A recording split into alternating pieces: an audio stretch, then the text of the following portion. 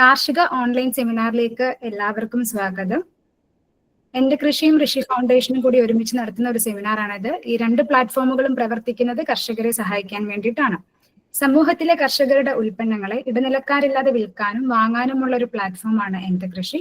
ഋഷി ഫൗണ്ടേഷനെ കുറിച്ച് പറയുവാണെങ്കിൽ കർഷകർക്ക് വേണ്ടി പ്രവർത്തിക്കുന്ന ഒരു NGO ആണ്. അതിലൂടെ കാർഷിക രംഗത്ത് വരുന്ന ഇന്നോവേറ്റീവ് ആയിട്ടുള്ള ഐഡിയാസ് സമൂഹത്തിലേക്ക് എത്തിക്കാനും അതുപോലെ നമ്മുടെ വീടുകളിൽ കുറഞ്ഞ ചിലവിൽ ചെയ്യാൻ പറ്റുന്ന ട്രേഡ്സിനെ പ്രൊമോട്ട് ചെയ്യാൻ വേണ്ടിയിട്ട് സഹായിക്കുന്നു. ഇന്ന് നമുക്ക് സെമിനാർ എടുക്കുന്ന വിഷയം തെങ്ങിലെ കീടങ്ങളുടെയും രോഗങ്ങളുടെയും നിയന്ത്രണം. സെമിനാർ നയിക്കുന്നത് ജൂബി ജോഷി മാം. മാം ഒരു പ്ലാന്റ് പത്തോളജിസ്റ്റ് ആണ്. മാമിനെ ഈ സെമിനാറിലേക്ക് സ്വാഗതം ചെയ്യുന്നു. ഓക്കെ, അതുപോലെ സെമിനാറിൽ പങ്കെടുത്ത നിങ്ങൾ ഓരോരുത്തരെയും സ്വാഗതം ചെയ്തുകൊണ്ട് നമുക്ക് സെമിനാർ സ്റ്റാർട്ട് ചെയ്യാം. ഞാനിവിടെ MSc പ്ലാന്റ് പത്തോളജി കഴിഞ്ഞു. എറണാകുളത്ത് ഒരു കമ്പനിയിൽ ഫ്യൂമിഗേഷൻ ഓപ്പറേറ്റർ ആയിട്ട് വർക്ക് ചെയ്യുവാണ്. അപ്പോ നമ്മളെ സംസാരിക്കുകയാണെങ്കിൽ തന്നെ ഈ രോഗങ്ങളും ഈ പെസ്റ്റുകളും വരാനുള്ള മെയിൻ കാരണങ്ങൾ തന്നെ നമ്മളെ ശരിയായ രീതിയിൽ രാസവള പ്രയോഗം, അതേപോലെ തന്നെ നമ്മുടെ ഇറിഗേഷൻ, നമ്മുടെ ഒരു തെങ്ങ് നടാൻ വേണ്ടി തെരഞ്ഞെടുക്കുമ്പോൾ എന്തൊക്കെ ശ്രദ്ധിക്കണം, അതേപോലെ തന്നെ ഏത് മണ്ണിന് ഏത് വെറൈറ്റി ആണ് നല്ലത്, ഇതൊക്കെ നമ്മുടെ ഈ രോഗങ്ങളെയും അതേപോലെ തന്നെ ഈ കീടങ്ങളും വരുന്നതിന്റെ അളവ് കൂട്ടാനും കുറയ്ക്കാനും സഹായിക്കും. നല്ലൊരു ന്യൂട്രിയൻ മാനേജ്മെന്റ് ഉണ്ടെങ്കിൽ തന്നെ അധികം നമുക്ക് ഈ കീടങ്ങളും രോഗങ്ങളും വരാതെ നമുക്ക് ഇതിനെ കൺട്രോൾ ചെയ്യാൻ പറ്റും. അപ്പോൾ നമ്മൾ ടോപ്പിക്കിലേക്ക് കിടക്കുകയാണ്. ഫസ്റ്റ് തന്നെ കീടങ്ങളെ കുറിച്ചാണ് പറയുന്നത്. നിങ്ങൾക്ക് എല്ലാവർക്കും സുപരിചിതമാണ്. കേൾക്കുന്നുണ്ടോ? ഹലോ, ഭയങ്കര കുറവാണ്. ആണോ? കുഴപ്പമില്ല മാം, അത്യാവശ്യം ഇടക്ക് കട്ടായിട്ടാണല്ലോ കേൾക്കണേ.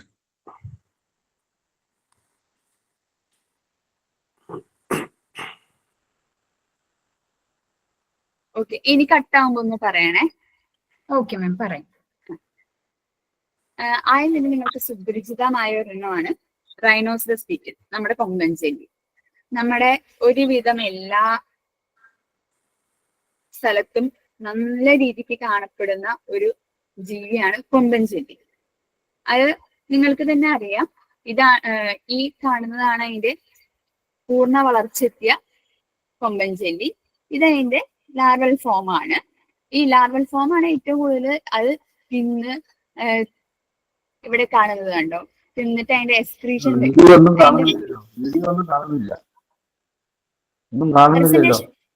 പ്രസന്റേഷൻ കാണുന്നില്ലേ?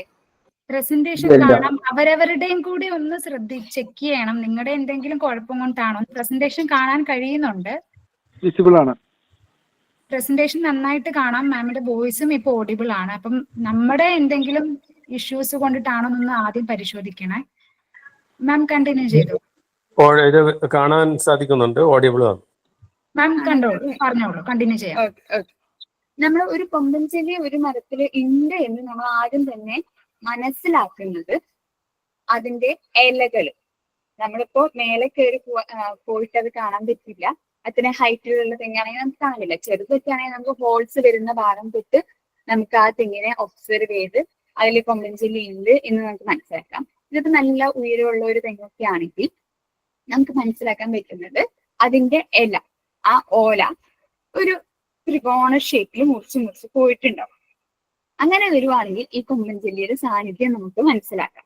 അതേപോലെ തന്നെ ഈ പട്ടയുടെ അവിടെ ഹോൾസ് വരും. അവരത് കഴിച്ച് ഡ്രില്ല് ചെയ്ത്, അതായത് തുറന്ന് പോകും. അപ്പൊ ഒരു ഹോൾസ് അവിടെ പ്രസന്റ് ചെയ്യും. അങ്ങനെ ഹോൾസും വരാം. അങ്ങനെ ഈ രണ്ട് ലക്ഷണങ്ങൾ കണ്ടു കഴിഞ്ഞാൽ നമുക്ക് ഉറപ്പിക്കാം കൊമ്പൻ ചെല്ലിയുടെ ഒരു ഇതുണ്ടെന്ന്. പിന്നെ ചെറിയ നമ്മുടെ കൂമ്പിലൊക്കെ ഇത് കഴിച്ചിട്ട് ഇതിന്റെ ബാക്കി വരുന്ന ഈ ഇവിടെ കാണാൻ പറ്റുന്നുണ്ടല്ലോ മൂന്നാമത്തെ പിക്ചറിൽ, ഇങ്ങനെ ചെറിയ ചെറിയ എക്സ്പ്രഷൻസ് പുറത്തേക്ക് വരുന്നുണ്ടെങ്കിലും നമുക്കറിയാം അവിടെ കൊമ്പൻ ചെല്ലി പ്രസന്റ് ആണ് എന്നുള്ളത്. ഇതിന്റെ ഒരു പ്രത്യേകത എന്ന് വെച്ച് കഴിഞ്ഞാൽ ഈ ജീവി ഒരു പൂർണ്ണ വളർച്ച എത്തിക്കഴിഞ്ഞു കഴിഞ്ഞാൽ 140 തൊട്ട് 150 വരെ മുട്ടകൾ ഇടും. അപ്പോ ഒരു കൊമ്പൻ ചെല്ലി ഒരു പ്രാവശ്യം ഇടുന്ന മുട്ടകളാണ് 140 തൊട്ട് 150 വരെ. അത് തന്നെ മതി നമുക്ക് ഒരു കൃഷിയിടത്തിലെ ഒരുവിധം തെങ്ങുകളും നശിച്ചു പോകാൻ വേണ്ടിയിട്ട്. അപ്പൊ ഒരുവിധം പിന്നെ ഇതിന്റെ മാനേജ്മെന്റ് പറയുവാണെങ്കിൽ ഒരുവിധം അത്യാവശ്യം രീതിയിൽ നമ്മൾ ഈ കൊമ്പൻ ചെല്ലിയുടെ ഇതുണ്ടെങ്കിൽ നമ്മൾ ഈ ഹാൻഡ് പിക്കിങ്ങിലേക്കൊക്കെ പോകുന്നതിനൊക്കെ നല്ലത്. ഹാൻഡ് പിക്കിംഗ് നമുക്ക് കാണുമ്പോൾ നമ്മൾ അതിനെ കൊല്ലുക, അതൊക്കെ 1 2 എണ്ണോ അല്ലെങ്കിൽ ഒരു 10 15 എണ്ണോ ഉണ്ടെങ്കിൽ നമുക്കത് പ്രാവർത്തികമാക്കാം. അതല്ല നമുക്കൊരു ഗണ്യമായ അളവിൽ അതുണ്ട്, നമ്മുടെ കൃഷിയിടം പൂർണ്ണമായും നശിക്കും എന്നുള്ള ഒരു സാഹചര്യത്തിൽ നമുക്ക് അതിന് പോവാതെ വേറെ മെഷേഴ്സ് എടുക്കുന്നതായിരിക്കും നല്ലത്. അതായത് നമ്മൾക്ക് ഫസ്റ്റ് തന്നെ നമുക്ക് ഇപ്പൊ കാണുന്നതിനെ കൊന്നു കളയാം. അത് അല്ലെങ്കിൽ ഈ ലൈറ്റ് ട്രാപ്സ് വെച്ചിട്ട് നമുക്ക് ഇതിനെ കൊന്നു കളയാം. അതുമല്ലെങ്കിൽ ഇപ്പോ ഒരു ആവണക്കിന്റെ ഈ കടലപ്പിണ്ണാക്ക് പോലെ തന്നെയുള്ളൊരു ഇതാണ് ആവണക്കിന്റെ പിണ്ണാക്ക് 1 kg. അതിൽ 5 ലിറ്റർ വെള്ളത്തില് മിക്സ് ചെയ്തിട്ട് നമ്മൾ ചെറിയ ചെറിയ കളിമൺ പാത്രത്തിലാക്കിയിട്ട് ഇതിന്റെ വേറെ വേറെ കൃഷിയിടത്ത് വേറെ വേറെ സ്ഥലത്തായിട്ട് ഇത് ഫിക്സ് ചെയ്യാം. അപ്പോ ഇത് ഈ പൂർണ്ണ വളർച്ച എത്തിയ കൊമ്പൻ ചെല്ലിയെ കൊല്ലാനായിട്ട് നമുക്ക് സഹായിക്കും. ഇതാരെങ്കിലും യൂസ് ചെയ്തിട്ടുണ്ടോ? ഇല്ല, ഇതുവരെ യൂസ് ചെയ്തില്ല. ആദ്യമായിട്ട് അറിയുന്ന അറിവാണിത്. ട്രൈ ചെയ്യാം. ആരെങ്കിലും യൂസ് ചെയ്യുന്നവരുണ്ടോ? ആവണക്കിന്റെ പിണ്ണാക്ക് എവിടെ കിട്ടും? അത് നമുക്ക് ഷോപ്പുകളിൽ നമ്മൾ ഇവിടെ ഈ പെസ്റ്റിസൈഡിന്റെ ഫംഗിസൈഡിന്റെ ഒക്കെ ഷോപ്പുകളില്ലേ, നമ്മൾ ഈ വേപ്പും പിണ്ണാക്കൊക്കെ വാങ്ങുന്നവർ തന്നെ ഇതും കിട്ടും. അല്ലെങ്കിൽ ഓൺലൈനിൽ നമുക്ക് പർച്ചേസ് ചെയ്യാം. ഓൺലൈനിലും ലഭ്യമാണ്. ആവണക്കിന്റെ പിണ്ണാക്ക് എങ്ങനെ ഉപയോഗിക്കണം എന്നാണ് പറഞ്ഞത്? അതൊന്ന് വ്യക്തമാക്കുമോ? ചെയ്യാം. ഒരു കിലോ ആവണക്കിന്റെ പിണ്ണാക്കും 5 ലിറ്റർ വെള്ളത്തിൽ മിക്സ് ചെയ്യണം. എന്നിട്ട് കളിമൺ പാത്രത്തിൽ വെക്കണം. അതായത് കളിമൺ പാത്രത്തിലാക്കിയിട്ട് മൺപാത്രത്തില് വേറെ വേറെ ഓരോ സ്ഥലത്തായിട്ട് ഒരു സ്ഥലത്ത് തന്നെ വെക്കരുത്, വേറെ വേറെ സ്ഥലത്തായിട്ട് പ്ലേസ് ചെയ്യണം. അപ്പോ ഇത് ഈ കൊമ്പൻ ചെല്ലിനെ നമുക്ക് നിയന്ത്രിക്കാനായിട്ട് പറ്റും. അതായത് ഈ കൊമ്പൻ ചെല്ലി ആവണക്കിന്റെ കലത്തിൽ നമ്മൾ കലക്കി വെച്ചേക്കുന്ന ആവണക്കിന്റെ വെള്ളത്തിൽ വന്ന് വീഴും എന്നാണോ പറയുന്നത്? അതെ അതെ അതെ അതെ അതെ. അപ്പൊ ഇതിന്റെ സ്മെല്ല് കൊണ്ട് റിപ്പല്ലന്റ് ആയിട്ട് തിരിച്ചു പോകാനല്ലേ സാധ്യത? നമ്മൾ ഈ തെങ്ങിന്റെ മണ്ടിലൊക്കെ വേപ്പൻ പിണ്ണാക്ക് പോലുള്ളതൊക്കെ വരാതിരിക്കാനായിട്ട് ഇടുന്നുണ്ട്. അത് ഈ സ്മെല്ല് കൊണ്ട് തിരിച്ചു പോകും എന്നുള്ളതാണ്. അപ്പൊ ആവണക്കിന്റെ സ്മെല്ല് ഇതിനെ ആകർഷിക്കും എന്നാണ് പറയുന്നത്. അതെ, ആകർഷിക്കും.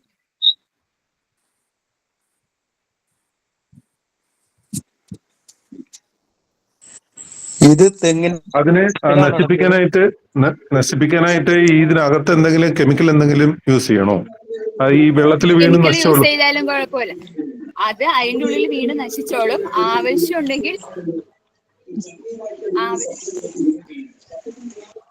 ആവശ്യമുണ്ടെങ്കിൽ നിങ്ങൾക്ക് എന്തെങ്കിലും കെമിക്കൽ അതെ, നേരെ വീണത് വെള്ളത്തിൽ വീണ് ചാകുമോ? അത് ഒരു വ്യക്തമാക്കുന്നു. മേഡം ക്ലാസ് കഴിഞ്ഞിട്ട് ചോദ്യങ്ങൾ ചോദിച്ചാൽ മതി എന്ന് പറയൂ. അതാ നല്ലത്. രണ്ടും കൂടി നടക്കില്ല.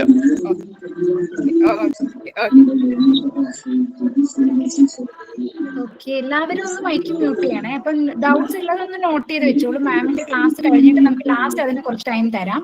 ബാക്കി എല്ലാവരും മൈക്ക് ഒന്ന് മ്യൂട്ട് ചെയ്യണേ. ഓക്കെ മാം, കണ്ടിന്യൂ ചെയ്യാം. അടുത്തത് ചെമ്പൻ ചെല്ലിയാണ്. നമുക്കൊക്കെ സുപരിചിതമാണ് ചെമ്പൻ ചെല്ലി. ഈ ചെമ്പൻ ചെല്ലിയുടെ പ്രത്യേകത അറിയാലോ. ഇതാണ് ഇതിന്റെ അഡൽട്ട് ഫോം, അതായത് പൂർണ്ണ വളർച്ചയെത്തിയ ചെമ്പൻ ചെല്ലി. അത് കഴിഞ്ഞ് ഇതാണ് ഇതിന്റെ ലാർവ. ഇതിന്റെ ലാർവേനെ ഈ ചൈനക്കാരൊക്കെ ഫുഡായിട്ട് യൂസ് ചെയ്യുന്നുണ്ട്. അതായത് അതില് ഹൈ റിച്ച് പ്രോട്ടീൻ ആണെന്നാണ് പറയണത്. അപ്പൊ അത് ഫുഡായിട്ട് പ്രോട്ടീന് വേണ്ടി ഇത് കഴിക്കുന്നുണ്ട് ഈ ചെമ്പഞ്ചെല്ലിയുടെ ലാർവേനെ.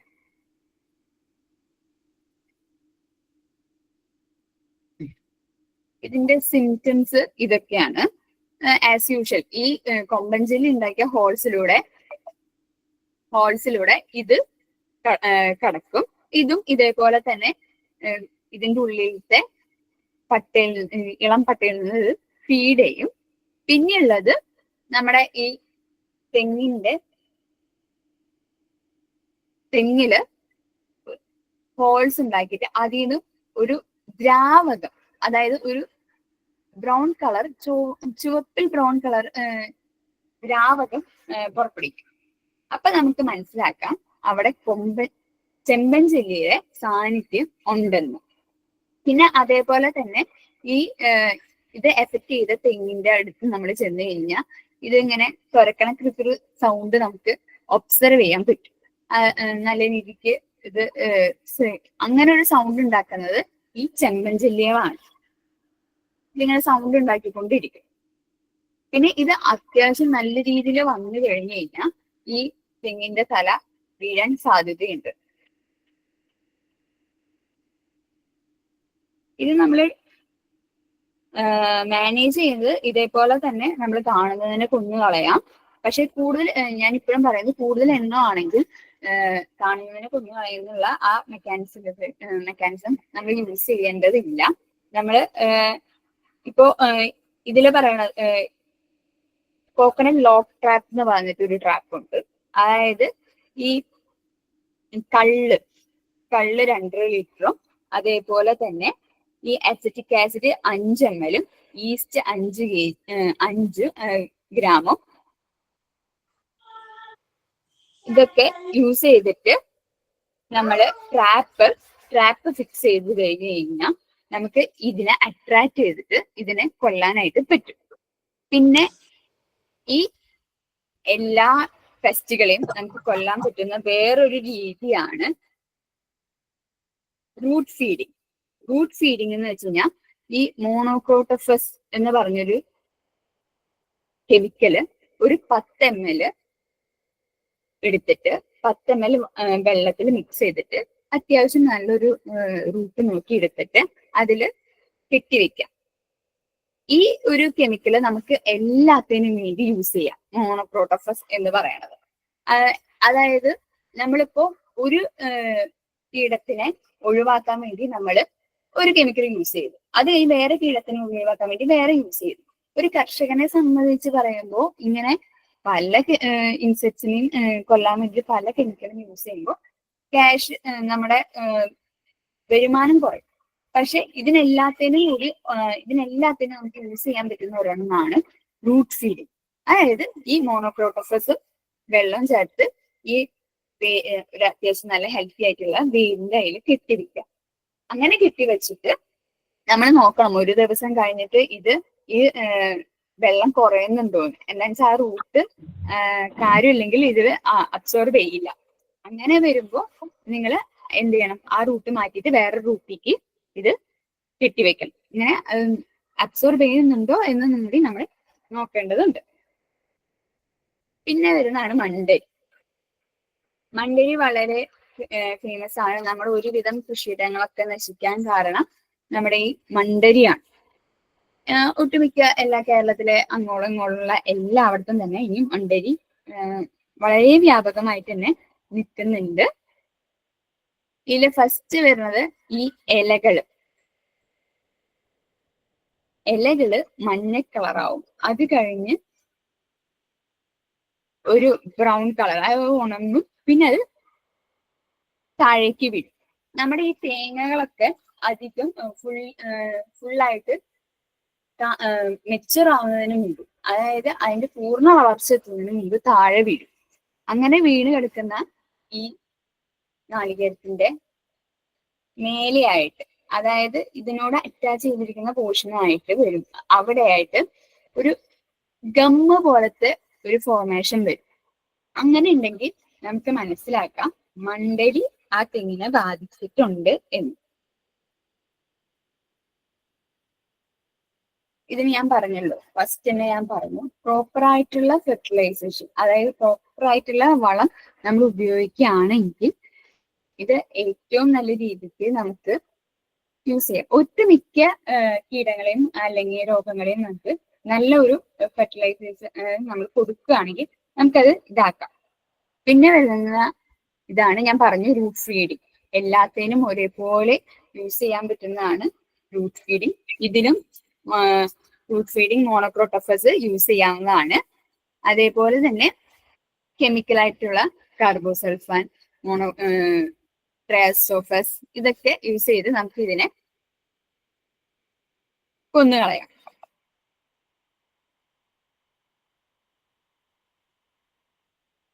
ഇനിയാണ് കമ്പിളിപ്പുഴു.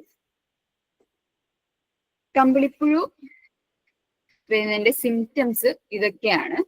നമ്മുടെ ആദ്യം തന്നെ ഇലയുടെ താഴെയാണ് ഇവര് സിംറ്റംസ് ഒക്കെ ഉണ്ടാക്കുന്നത്. ഒരു മാർച്ച് മെയ് സമയത്താണ് ഇവര് കൂടുതലായിട്ട് കാണാറുള്ളത്. ഇത് പ്രധാന രോഗലക്ഷണം എന്ന് പറയുന്നത് ഇതിന്റെ താഴെയുള്ള പോർഷനിലെ ഇലകൾ കരിഞ്ഞതായിട്ട് നമുക്ക് കാണാൻ പറ്റും. സാധാരണ മെച്ചുറായ ഓലകളാണ് കരിഞ്ഞതായിട്ട് കാണാൻ പറ്റുക. പക്ഷെ ഇതിന്റെ നേരെ തിരിച്ച് അത്ര വളർച്ച എത്താത്ത പുതിയ ഇലകളിൽ നമുക്ക് ആ കരിച്ചിൽ കാണാൻ പറ്റും. ഇതിപ്പോ നന്നായിട്ട് എഫക്ട് ചെയ്തിട്ടുണ്ടെങ്കിൽ ആ ഒരു ഫാം നമുക്ക് ഈ ഒരു രീതിയിൽ മുഴുവനായിട്ട് കഴിഞ്ഞ ഒരു രീതിയിൽ നമുക്ക് മൂന്നാമത്തെ പിക്ചറിൽ കാണുന്ന പോലെ നമുക്ക് ഇതിനെ കാണാൻ പറ്റും. ഇതിന്റെ മാനേജ്മെന്റ്സ് ഞാൻ പറഞ്ഞതുപോലെ തന്നെ സെയിം ആണ്. ഇത് പിന്നെ അത്ര പ്രധാനപ്പെട്ട ഒരു കീടവുമല്ല, സെയിം സാധനമാണ്. നമുക്ക് റൂട്ട് ഫീഡിങ്ങിലേക്ക് പോവാം, അല്ലെങ്കിൽ കെമിക്കൽസ് യൂസ് ചെയ്യാം. കോപ്രോക്സി ക്ലോറൈഡ് യൂസ് ചെയ്ത് നമുക്ക് ഇതിനെ മാനേജ് ചെയ്യാവുന്നതാണ്. ഇത് നമ്മുടെ ചെറിയ ചെറിയ തെങ്ങിൻ തൈകളിൽ വരുന്നതാണ്. ഈ ജീവി കാറ്റർപില്ലർ എന്ന് പറയുന്ന ജീവി നമ്മുടെ ചെറിയ തെങ്ങിന്റെ, അതായത് തെങ്ങിൻ തൈയുടെ ഇലകള് ഫുള്ളായിട്ട് തിന്നും. ഇതിന് ഏറ്റവും ബെസ്റ്റ് മാർഗം തെങ്ങിൻ തൈകൾ ആയതുകൊണ്ട് തന്നെ ഇതിന്റെ ഇൻസെക്ട്സിനെ, ഈ കീടത്തിനെ കാണുമ്പോൾ നമ്മൾ പിക്ക് ചെയ്ത് കൊല്ലുന്നതായിരിക്കും ഏറ്റവും നല്ലത്. പിന്നെ റൂട്ട് ഫീഡിങ് ചെയ്യാം, അല്ലെങ്കിൽ ഡൈക്ലോറോഫസ് വെച്ചിട്ട് നമുക്ക് കെമിക്കൽ അപ്ലൈ ചെയ്യാം. 2 ml 1 ലിറ്റർ വെള്ളത്തിൽ യൂസ് ചെയ്തിട്ട് സ്പ്രേ ചെയ്ത് കൊടുത്താൽ മതി. പിന്നെ അല്ലെങ്കിൽ ലൈറ്റ് ട്രാപ്സ് യൂസ് ചെയ്യാം.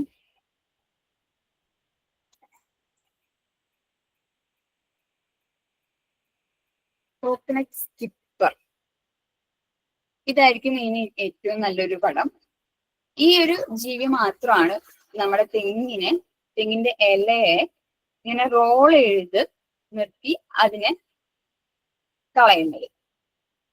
ഇങ്ങനെ റോൾ ചെയ്ത് നിർത്തിയതിന് ശേഷം അത് ഫുള്ളായിട്ട് ആ ഓല കരിഞ്ഞു പോകും, അത് വീഴുകയും ചെയ്യും. ആ ഒരു ഓലയുടെ പാർട്ട് വീഴുകയും ചെയ്യും.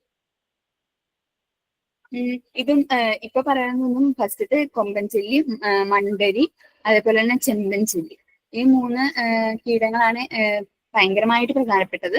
ഇതൊക്കെ സപ്പ് നമുക്ക് കുറച്ച് മാത്രം ഇൻഫെക്ഷൻ വരുത്തുന്ന ഒരു ഇൻസെക്ട്സ് ആണ്. അതുകൊണ്ടാണ് അധികം സ്ട്രൈക്ക് ചെയ്ത് പോവാത്ത, സിംറ്റംസ് മാത്രം പറഞ്ഞു പോകുന്നത്. ഇങ്ങനെ റോൾ ചെയ്ത് ഇപ്പോ പറഞ്ഞുകൊണ്ടിരിക്കുന്നത് കോക്കനട്ട് സ്കിപ്പർ. ഇങ്ങനെ റോൾ ചെയ്തിട്ട് ആ തെങ്ങിന്റെ ഇലേനെ നശിപ്പിച്ച് അത് കഴിഞ്ഞ് അത് അവിടെ ഇരുന്ന് എഗ് ചെയ്ത് ലാർവ ഉണ്ടാക്കിയതിന് ശേഷം ആ ലാർവയാണ് ഈ ഇലകളെ ഫുള്ള് കഴിച്ച് പിന്നെ അത് കരിഞ്ഞു പോവാണ് ചെയ്യുന്നത്.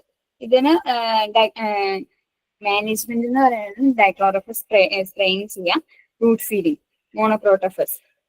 എല്ലാത്തിനും പറയുന്ന പോലെ തന്നെ എല്ലാ കീടങ്ങൾക്കും നമുക്ക് മോണോക്രോട്ടോഫസ് യൂസ് ചെയ്യാം. അപ്പോൾ ഈ ഒറ്റ മോണോക്രോട്ടോഫസ് ഉണ്ടെങ്കിൽ നമ്മുടെ തെങ്ങിന് വരുന്ന ഒരുവിധം എല്ലാ കീടങ്ങളെയും നമുക്ക് മാനേജ് ചെയ്യാൻ പറ്റും.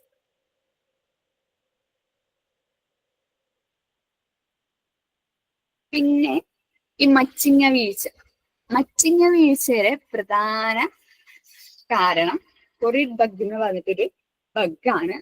ആ പുള്ളിയാണ് ഇത്. ഇതിന്റെ മെയിൻ സിംറ്റംസ് എന്ന് പറഞ്ഞു കഴിഞ്ഞാൽ ഷേപ്പിലല്ലാത്ത തേങ്ങകൾ കിട്ടും നമുക്ക്. അതേപോലെ തന്നെ ഈ തേങ്ങയുടെ ചകിരി ഭയങ്കര ഹാർഡായിട്ട് ഇങ്ങനെ ബ്രൗണിഷ് കളറിലൊക്കെ കിട്ടും. അതും പോരാഞ്ഞിട്ട് ഈ മച്ചിങ്ങ ധാരാളമായിട്ട് വീണ് കിടക്കുന്നത് നമുക്ക് കാണാം. അങ്ങനെ വരുവാണെങ്കിൽ നമുക്ക് ഉറപ്പിക്കാം അവിടെ എന്തിന്റെ കൊറിഡ് ബഗ് ഈ ജീവിയുടെ പ്രസൻസ് ഉണ്ടെന്ന്. മാനേജ്മെന്റ് ആസ് യൂഷ്വൽ ഞാൻ പറഞ്ഞതുപോലെ തന്നെ ഡൈക്ലോറോഫസും ഫ്രൂട്ട് ഫീഡിങ്ങിന് മോണോക്രോട്ടോഫസും യൂസ് ചെയ്യാം. ഡാഗ്വർ ഇത് സിംറ്റംസ് അറിയാലോ. ലീഫില് ഹോൾസ് വരുത്തും. നമ്മുടെ ലീവ്സിന് ഇത് ഹോൾസ് വരുത്തിയിട്ട് ആ ലീവ്സ് നശിച്ചു പോവുകയാണ് ചെയ്യുന്നത്. അതേപോലെ തന്നെ അത്യാവശ്യം നല്ല രീതിയിലായി കഴിഞ്ഞാൽ നമ്മുടെ തെങ്ങിന്റെ കായ് ഫലം കുറഞ്ഞു വരും. അങ്ങനെ ഒരു പ്രത്യേകതയും കൂടെ ഇതിനുണ്ട്. വൈറ്റ് ക്രബ് എന്ന് പറയുമ്പോൾ ഇതിന് മെയിൻ ആയിട്ട് സിംറ്റംസ് വരുന്നത് അങ്ങനെ നമ്മൾ ഇവിടെ എഫക്ട് ചെയ്ത് കണ്ടിട്ടില്ല. ഒരു മഞ്ഞ കളറ് വരും, ഇലക്കൊക്കെ മഞ്ഞ കളറ് വന്ന്, അതേപോലെ തന്നെ ഈ അധികം വലിപ്പം എന്നാൽ പൂർണ്ണ വളർച്ച എത്താത്ത എന്നാൽ മച്ചിങ്ങയിൽ നിന്ന് ഇത്തിരി കൂടി മേലേക്ക് നിൽക്കുന്ന കോക്കനട്ട് ഈ തേങ്ങകൾ വീണെടുക്കുന്നുണ്ടാവും. അത് ഈ വൈറ്റ് ക്രബ്സ് ഉള്ളപ്പോഴാണ് വീണെടുക്കുന്നത്. പിന്നെ വരുന്നത് ടെർമിനേറ്റ് ആണ്. ചെതല് എന്ന് പറയുമ്പോൾ നമ്മുടെ വീടുകളിലൊക്കെ ചെതല് വരാം. അതേപോലെ തന്നെ വരുന്നതാണ് തെങ്ങിലും.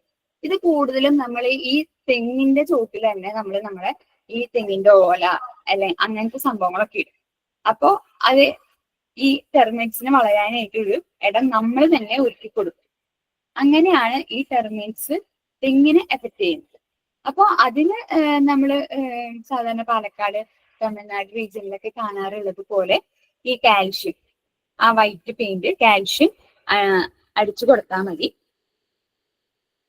പിന്നെ റെഗുലർ ആയിട്ട് നമ്മൾ ഈ മണ്ണൊന്ന് കളച്ച് മണ്ണ് ഡിസ്റ്റർബ് ചെയ്ത് കൊടുത്തു കഴിഞ്ഞാൽ അങ്ങനെ നമുക്ക് ടെർമിനേറ്റ്സിനെ കാണാൻ പറ്റത്തില്ല.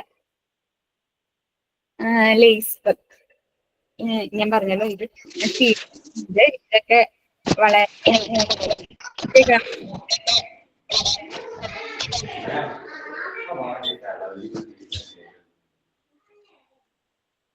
വിരളമായിട്ട് കാണുന്ന പെസ്റ്റുകളാണ്.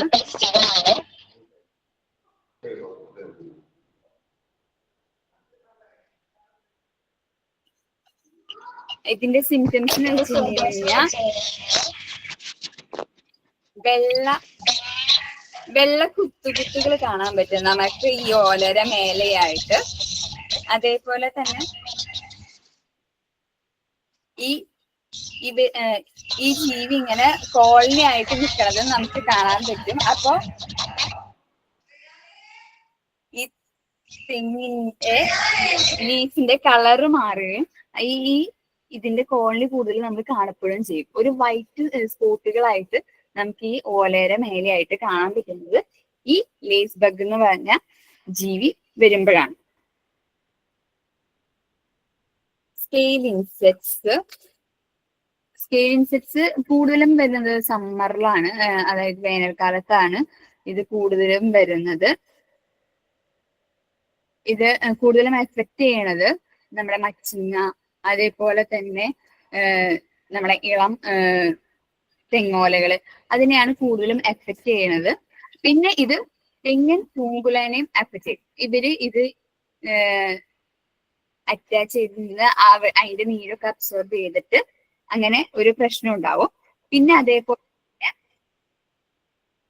ഇതിന്റെ ഇലകള് മഞ്ഞ കളർ ആവും. അതിനുശേഷം അത് ബ്രൗൺ കളറായിട്ട് ഒടിഞ്ഞു വീഴാൻ പിന്നെ ഇതൊരു ഫംഗല്, ഈ വീണ് കിടക്കുന്ന മച്ചിങ്ങയുടെ മേലൊക്കെ നമുക്ക് ഒരു വെള്ള പൊടികളായിട്ട് നമുക്ക് അത് വരുന്നത് ഈ സ്കെയിൽ ഇൻസെക്ട്സ് വരുമ്പോഴാണ്.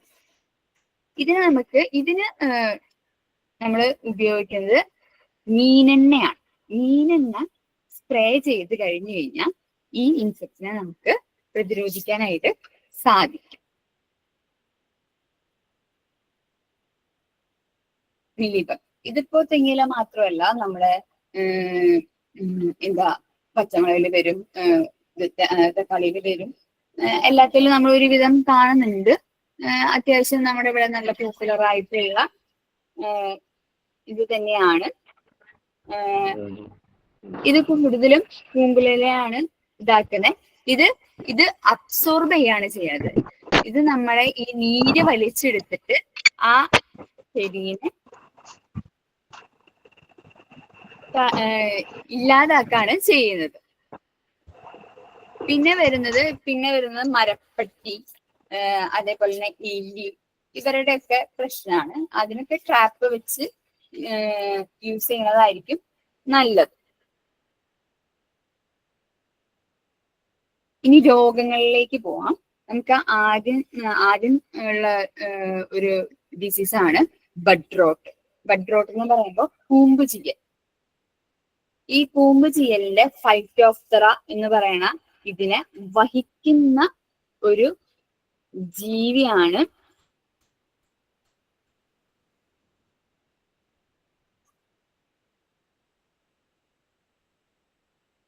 Lace bug. ലേസ് ബഗിന് അത്ര ഇമ്പോർട്ടൻസ് നമ്മൾ കീടങ്ങളിൽ ഇല്ലെങ്കിലും ഇതിനെ വഹിക്കുന്ന ഒരു ജീവിയാണ് ഈ ലേസ് ബഗ് എന്നുള്ളത്. അപ്പൊ ഈ കൂമ്പ് ചീയലിന്റെ ലക്ഷണങ്ങള്, ഈ കൂമ്പ് ചീയൽ എന്ന് പറയുമ്പോൾ തന്നെ നമുക്ക് മനസ്സിലാവും കൂമ്പിലാണ് ഇതിന്റെ ഏറ്റവും കൂടുതൽ സിംറ്റംസ് നമ്മൾ കാണപ്പെടുന്നത്.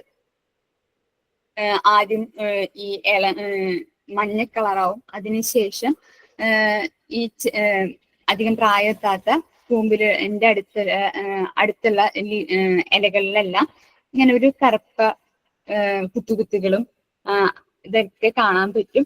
അതേപോലെ തന്നെ ഇതിന്റെ ഇൻഫെക്ഷൻ കൂടുതലായി കഴിഞ്ഞു കഴിഞ്ഞാൽ ഒരു ചീഞ്ഞ മണം നമുക്ക് കിട്ടും. ഈ ചീഞ്ഞ മണം വരുന്നത് ഈ കൂമ്പ് ചീയലിന്റെ അവസ്ഥയിലാണ് നമുക്ക് ഈ മണം വരുന്നത്. അതേപോലെ തന്നെ അത്യാവശ്യം നല്ല രീതിക്ക് ഇത് ഇൻഫെക്റ്റ് ആയി കഴിഞ്ഞു കഴിഞ്ഞാൽ നാലാമത്തെ പിക്ചറിലുള്ളത് പോലെ അതിന്റെ തല ഒടിഞ്ഞു വീഴാനുള്ള ചാൻസസും ഉണ്ട്. അപ്പൊ ഇതിൽ മെയിനായിട്ട് നമുക്ക് ഒരു തെങ്ങാണ് ഇത് അയക്കണമെന്നുണ്ടെങ്കിൽ അത് വെട്ടിക്കളയാം. അല്ലെങ്കിൽ നമുക്ക് ബോഡോസ് മിക്സ്ചർ, അത് എനിക്ക് തോന്നുന്നു ഒരുവിധം കർഷകരെല്ലാം യൂസ് ചെയ്യുന്നതാണെന്ന് തോന്നുന്നു അല്ലേ? ഇവിടെ എല്ലാവരും യൂസ് ചെയ്യുന്നില്ലേ ബോഡോക്സ് മിക്സ്ചർ? ഹലോ, കേക്കാവോ? കേൾക്കുന്നുണ്ട്.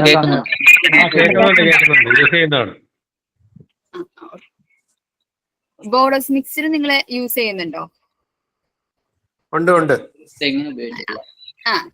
തെങ്ങിന് ഉപയോഗിച്ചിട്ടില്ല. എങ്ങനെയുണ്ട് അത്? നല്ല രീതിക്ക് നമുക്കൊരു റിസൾട്ട് തരുന്ന ഒരു ഐറ്റം ആണോ? ബോഡോക്സ് മിക്സ്ചർ ആണോ അത് കെമിക്കൽസ് ആണോ? നമ്മള് കവുങ്ങിന് യൂസ് ചെയ്തിട്ടുണ്ട്, തെങ്ങിന് ഇതുവരെ പരിശോധിച്ച് നമ്മളെ ട്രൈ ചെയ്തില്ല. കവുങ്ങിന് എങ്ങനെയുണ്ട്? കവുങ്ങ് നല്ലതല്ലേ? നല്ലതാണ്. അതെ,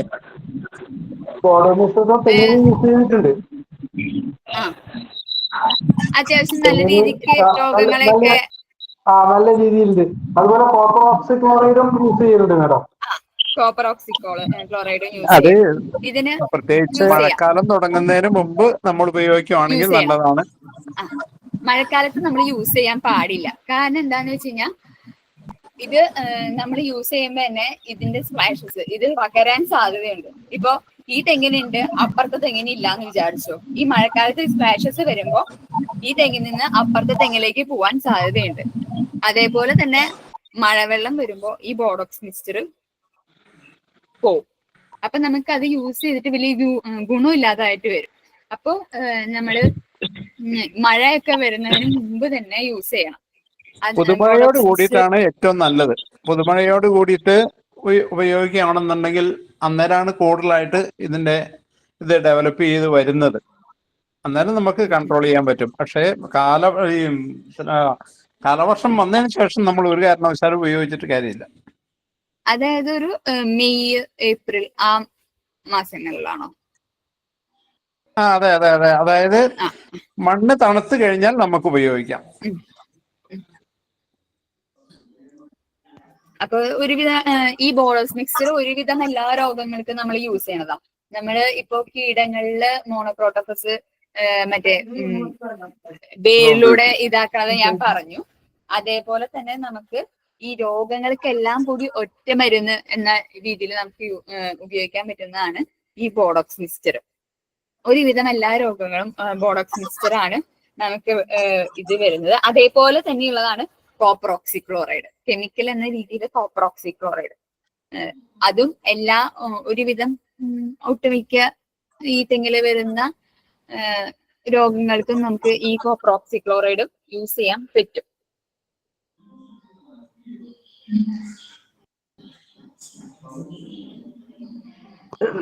ഈ കോപ്പർ ഓക്സിക്ലോറൈഡ് തെങ്ങിന്റെ കവിളില് ഒഴിച്ചു കൊടുക്കണം. തെങ്ങിന്റെ മേലെ മേലെ മറ്റേ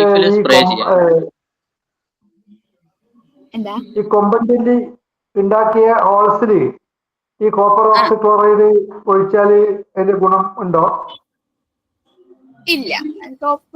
കോപ്പർ ഓക്സിക്ലോറൈഡ് ഫംഗിസൈഡ് അല്ല, പെസ്റ്റിസൈഡ് അല്ല. നമ്മള് അത് യൂസ് ചെയ്തിട്ട് കാര്യമില്ല.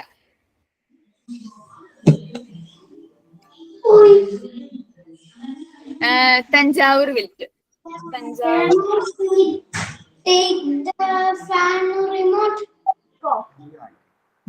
തഞ്ചാവൂർ വിൽറ്റ് എന്ന് പറയുമ്പോ നമുക്ക്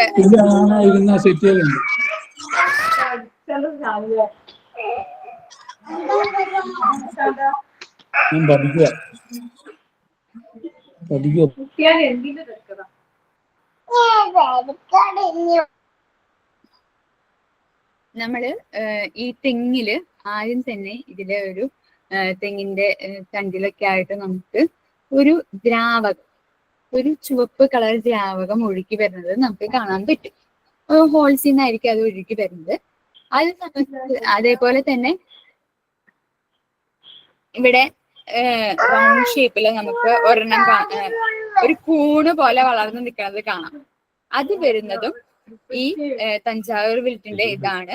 നമുക്കിത് മാനേജ് ചെയ്യാൻ പറ്റുന്നത് എങ്ങനെയാന്ന് വെച്ച് കഴിഞ്ഞാൽ, ഇപ്പോ ഇങ്ങനെ ഈ ദ്രാവകം ഒഴുകി വരുന്ന സ്ഥലത്ത് ടിഷ്യൂസ് എല്ലാം നമ്മൾ കട്ട് ചെയ്തതിന് ശേഷം അത് ചെത്തി എടുക്കാം. അതിനുശേഷം നമ്മൾ സൾഫർ ഡസ്റ്റ് അതിൽ തേച്ച് കൊടുക്കുക. എന്നിട്ട് ട്രിഡിമോൾഫ് എന്ന് പറയുന്ന കെമിക്കലും കൂടി തേച്ച് കൊടുത്തതിന് ശേഷം താറ് വെച്ച് നമ്മൾ അടയ്ക്കണം. ഈ താറ് വെച്ച് അടയ്ക്കണത് എന്തിനാന്ന് വെച്ച് കഴിഞ്ഞാൽ ഈ ഇതിന്റെ സ്മെല്ല് കേട്ട് പിന്നെ നമുക്ക് മറ്റേ കൊമ്പൻ ചെല്ലിയോ ചെമ്പൻ ചെല്ലിയോ ഒന്നും അതിനെ കേടുപാടുകൾ സൃഷ്ടിക്കാതിരിക്കാൻ വേണ്ടിയിട്ടാണ് നമ്മൾ ഈ താറ് വെച്ച് ഇതിനെ അടയ്ക്കണം.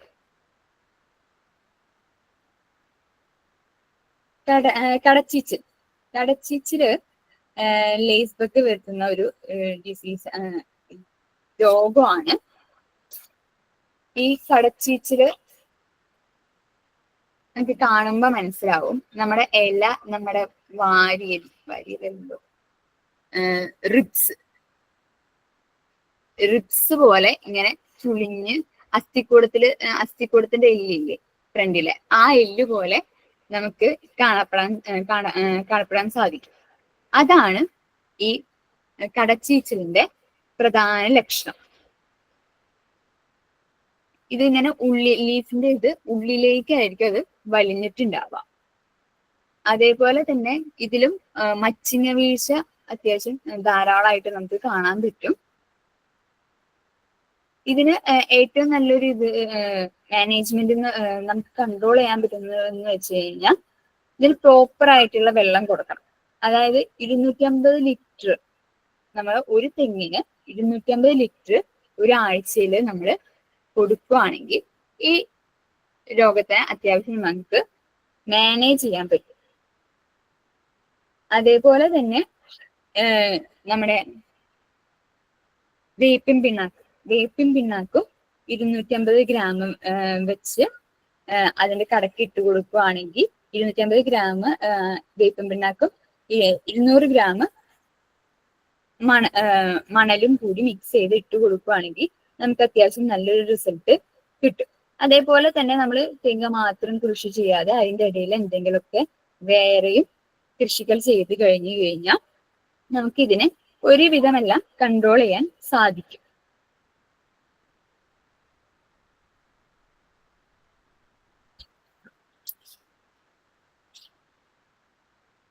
നെക്സ്റ്റ് വരുന്നത് ഇലച്ചീയലാണ്. ഇലച്ചീയൽ നമുക്ക് അത്യാവശ്യം നല്ല രീതിക്ക് മനസ്സിലാക്കാൻ പറ്റും. അത് തെങ്ങിന്റെ ഇലകള് ഇങ്ങനെ ചളിഞ്ഞ പോലെ കാണപ്പെടും. അതേപോലെ തന്നെ ഒരു മഞ്ഞ കളറൊക്കെ വരും. അത് കഴിഞ്ഞ് ഒരു കരിഞ്ഞ ആ ഒരു ഇതിലേക്ക് പോവും. അതിന്റെ നമുക്ക് താഴെ നിന്ന് നോക്കിയാൽ ഇതിന്റെ തെങ്ങിന്റെ തല നമ്മുടെ ഫാനിന്റെ ഒരു രൂപത്തില് ഫാൻ പോലെ ഇങ്ങനെ ഇലകളൊക്കെ വളരെ ജീർണിച്ച് നിൽക്കുന്നതായിട്ട് നമുക്ക് കാണാൻ പറ്റും. അതാണ് ഈ ഇലച്ചീയലിന്റെ ലക്ഷണം. ഇതിൽ നമുക്ക് ബോഡോസ് മിസ്റ്റർ യൂസ് ചെയ്യാം. അത് മേലെയാണ് യൂസ് ചെയ്യേണ്ടത്. അതേപോലെ തന്നെ കോപ്രോക്സിക്ലോറൈഡും നമുക്ക് യൂസ് ചെയ്യാം. പിന്നെ മാംഗോ സബ് നമുക്ക് യൂസ് ചെയ്യാൻ പറ്റുന്ന ഒരു കെമിക്കലാണ്. ഗ്രേ ലീവ് സ്പോട്ട് അങ്ങനെ ഇതെന്ന് വെച്ച് കഴിഞ്ഞാൽ നമുക്ക് കാണാം നമ്മുടെ ഈ പട്ടയില് ഒരു ചാരക്കാട്ടില് റൗണ്ട് ആയിട്ട് കിടക്കുന്നത് കാണാം.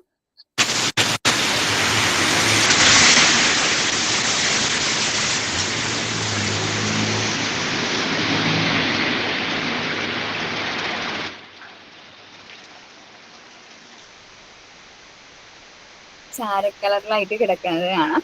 ഇതിന് ഇപ്പോ ഒരു മാനേജ്മെന്റ് എന്ന് പറയുമ്പോൾ നമുക്ക് ഇങ്ങനെ ഇൻഫെക്റ്റ് ആയിട്ടുള്ള ഇലകളിലൊക്കെ വെട്ടിക്കളയാം. ആ ഇലകൾ വെട്ടിക്കളഞ്ഞ് അത് ആ നമ്മുടെ കൃഷിയിടത്തിലിടാതെ വേറൊരു പുറത്ത് സ്ഥലത്ത് കൊണ്ടുപോയിട്ട് അതിനെ നശിപ്പിച്ച് തീയിട്ട് കളയണം. എന്നാലാണ് നമുക്ക് അവിടെ നിന്ന് അതിനെ ഉന്മൂലനം ചെയ്യാൻ പറ്റുള്ളൂ. അല്ലാതെ അവിടെ തന്നെ ഇട്ട് കഴിഞ്ഞാൽ അത് വീണ്ടും സ്പ്രെഡ് ചെയ്യുള്ളൂ. ഇതിന് ഇതിലും നമുക്ക് കോപ്രോക്സിക്ലോറൈഡ് സ്പ്രേ ചെയ്ത് കഴിഞ്ഞാൽ നമുക്ക് ഇതിനെ നിയന്ത്രിക്കാൻ പറ്റും. ഇത് അത്യാവശ്യം നല്ല എല്ലാ ഫാംസിലും കാണപ്പെടുന്ന ഒരു രോഗമാണ്.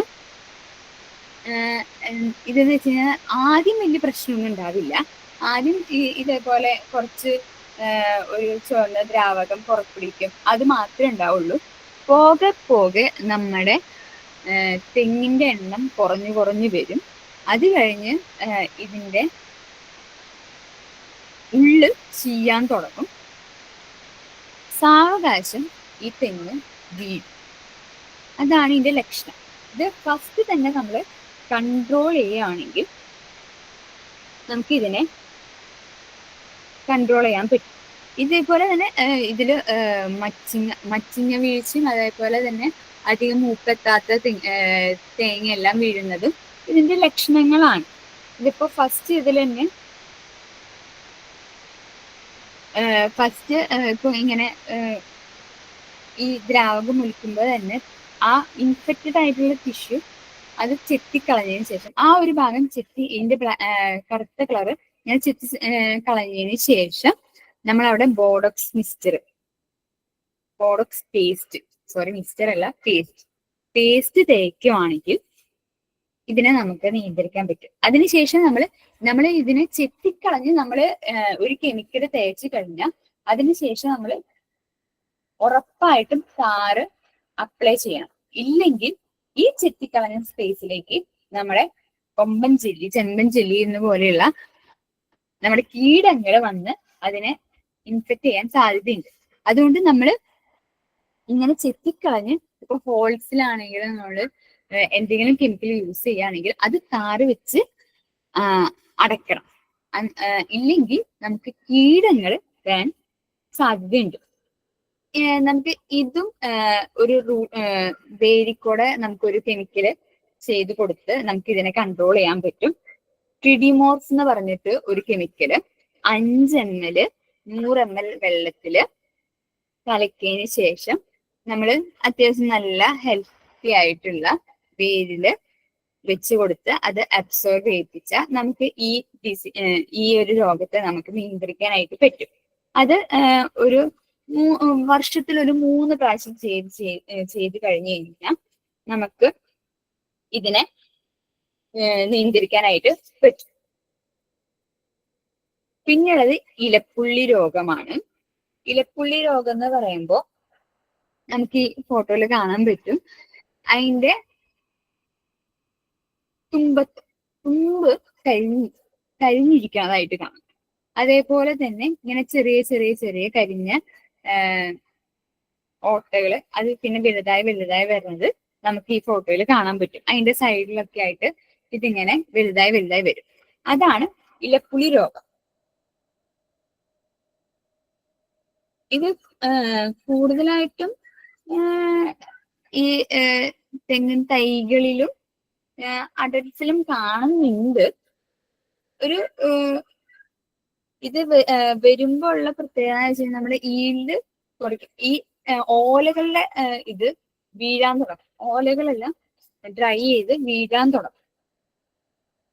ഇത് നമുക്ക് മാനേജ് ചെയ്യാൻ പറ്റുന്നത് ബോഡോക്സ് മിക്സ്ചർ യൂസ് ചെയ്യാം. അതേപോലെ തന്നെ റൂട്ട് ഫീഡിങ്, ഇതില് നമ്മൾ വേരുകളിൽ കൊടുക്കുന്നത് കാർബൺ ഡയോക്സിൻ എന്ന് പറഞ്ഞിട്ടൊരു കെമിക്കലാണ്. അത് കൊടുക്കുകയാണെങ്കിൽ നമുക്ക് ഈ ഇലപ്പുള്ളി രോഗത്തിനെ നമുക്ക് കൺട്രോൾ ചെയ്യാനായിട്ട് സാധിക്കും.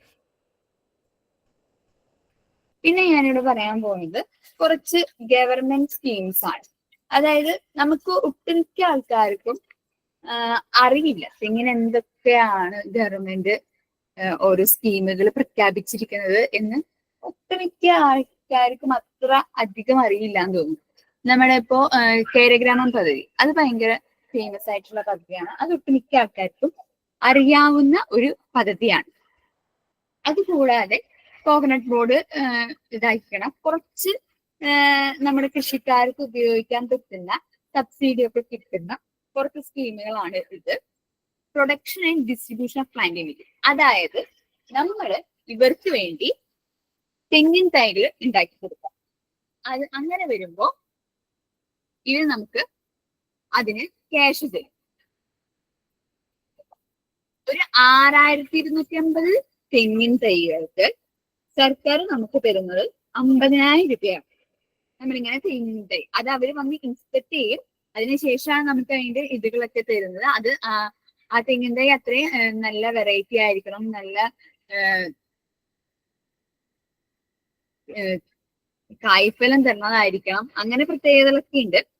ചുരുങ്ങി ഇത് നമ്മൾ 6250 തെങ്ങിൻ തൈകളെങ്കിലും കൊടുത്താലാണ് നമുക്ക് ഈ സ്കീമിൽ കയറാൻ പറ്റുള്ളൂ.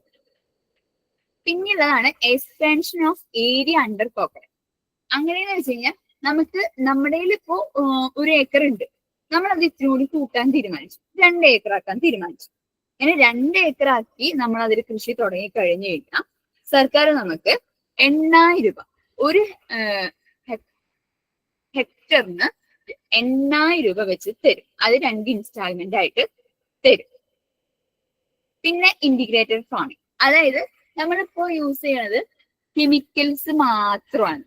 അതല്ലാതെ നമ്മള് കൈകൊണ്ട് പിക്ക് ചെയ്യുന്ന കൾച്ചറില് അല്ലെങ്കിൽ നമ്മൾ ട്രാപ്പ് ഒക്കെ ഉപയോഗിച്ച് ഒരു സങ്കര ഇനം ഇതില് എല്ലാ വിധ മാനേജ്മെന്റ് ഐറ്റംസും നമ്മൾ യൂസ് ചെയ്ത് നമ്മൾ നമ്മുടെ കൃഷിയിടത്തിനെ ഫലഭൂഷ്ടമാക്കാൻ നോക്കുന്നതിന് നമുക്ക് സർക്കാർ തരുന്നത് 35,000 രൂപ നമുക്ക് ഹെക്ടറിന് ഒരു വർഷം തരുന്നുണ്ട്. അത് 2 ഇൻസ്റ്റാൾമെന്റ് ആയിട്ട് സർക്കാർ തരും.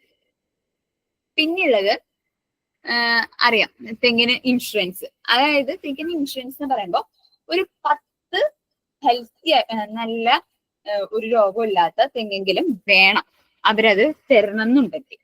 അതായത് ഇപ്പൊ ചെറിയ ചെറിയ ഹൈറ്റിലുള്ള തെങ്ങൊക്കെ ആണെങ്കിൽ ഒരു 4 to 60 വർഷം വരെയുള്ളതിനാണ് ഗവൺമെന്റ് നമുക്ക് ഇൻഷുറൻസ് തരുന്നത്. അതെല്ലാം അത്യാവശ്യം ഹൈറ്റ് ഒക്കെ ഉള്ള തെങ്ങുകളാണെങ്കിൽ 7 തൊട്ട് 60 വർഷം വരെ ഉള്ള തെങ്ങിനാണ് നമുക്ക് ഇൻഷുറൻസ് തരുന്നത്. അപ്പൊ നമുക്ക് ഈ കാട്ടിലോ എന്തിനെങ്കിലൊക്കെ പോയി കഴിഞ്ഞാലും നമുക്ക് ഗവൺമെന്റ് നമുക്കൊരു എമൗണ്ട് തരും. പിന്നെയുള്ളത് നമ്മുടെ ഇടത്തില് ഇപ്പോ നമ്മുടെ ആ തെങ്ങ് പോയി, അതിന് പകരം നമുക്ക് വേറെ തെങ്ങ് വെക്കണം. അതിന് ഒരു സബ്സിഡി നമുക്ക് ഗവൺമെന്റ് തരും. അതേപോലെ തന്നെ നമ്മുടെ തെങ്ങ് ഇപ്പോ വീഴാറായി, ആ തെങ്ങ് മാറ്റി നമുക്ക് പുതിയ തെങ്ങ് വെക്കണം. അപ്പോ ആ തെങ്ങ് മാറ്റാൻ വേണ്ടിയിട്ട് നമ്മളിപ്പോ ആ തെങ്ങ് മുറിക്കണം. അതിനും ഒരു സബ്സിഡി നമുക്ക് ഗവൺമെന്റ് തരും. അത് 2 തോന്നുന്നു മുറിക്കണേന്. എനിക്കത് കറക്റ്റ് ആയിട്ട് അറിയില്ല, 2 എന്റെ ഓർമ്മ. ഒരു എമൗണ്ട് നമുക്ക് സർക്കാരിന്റെ ഭാഗത്ത് നിന്ന് കിട്ടും. അതേപോലെ തന്നെ വേറെ ഒരു ചെടി തെങ്ങിന്റെയും നടാനാണെങ്കിലും നമുക്ക് ഗവൺമെന്റിന്റെ ഭാഗത്ത് നിന്ന് സബ്സിഡി കിട്ടും. പിന്നെയുള്ളത് കേര സമൃദ്ധിയുടെ ഭാഗമായിട്ട് അതൊരു പദ്ധതിയാണ്. ആ പദ്ധതിയുടെ ഭാഗമായിട്ട് ഒരു തെങ്ങിന് 1 കിലോ ചാരം കിട്ടും. അതിന് 12 രൂപ സബ്സിഡി. അങ്ങനെ ഒരു പ്രൊജക്ട് നമുക്ക് കേര സമൃദ്ധിയുടെ ഭാഗമായിട്ടുണ്ട്. എനിക്ക് തോന്നുന്നു അടുത്തുള്ള കൃഷിഭവനുകളിൽ ചോദിച്ചു കഴിഞ്ഞാൽ ഇതിന് കൂടുതൽ ഇത് കിട്ടുമായിരിക്കും. ഇപ്പൊ എനിക്കുള്ള ഒരു അറിവില് ഉള്ള സ്കീംസ് ആണ് ഞാൻ പറഞ്ഞത്. പിന്നെയുള്ളത് നമ്മൾ പുതിയ പുതിയ ടെക്നോളജി, അതായത് നമ്മളിപ്പോ കുറെ ഒട്ടുമിക്ക ആൾക്കാരും ഈ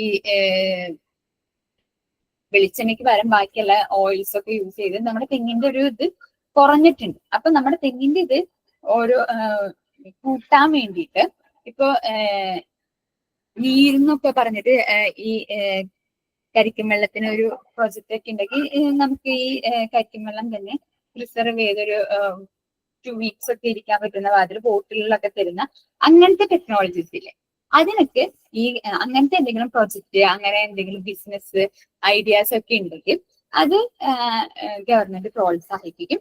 അതിന് നമുക്ക് ഒരു 25% സബ്സിഡി ഗവൺമെന്റിന്റെ നിന്ന് കിട്ടുകയും ചെയ്യും. ഇത്രയാണ് ക്ലാസ്.